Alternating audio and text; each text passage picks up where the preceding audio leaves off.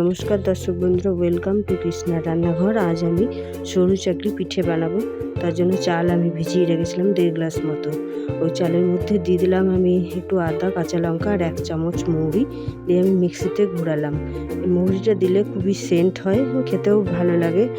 আর আমি একটা ব্যাটার বানাবো, তার জন্য জলটা আমি পরিমাণ মতো দেবো, যাতে খুব ঘনও না হয় খুব পাতলাও না হয়। এবার কিছুক্ষণ রেস্টে রাখলাম।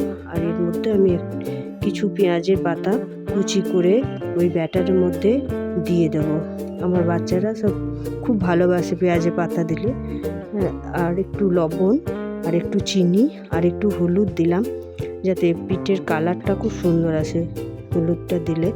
এরপর আর একটা ডিম দিয়ে দেবো, দিয়ে ভালো করে ব্যাটারটা আমি গুলে নেব। আর এদিকে আমি তাওয়া বসিয়ে দিয়েছি, তেল দিয়ে। এরপর একটু একটু করে আমি এগুলো পিঠেগুলো বানাবো। পিঠেগুলো ভালো করে সেঁকে নেবো এপিট ওপিট করে, যাতে কাঁচা না থাকে।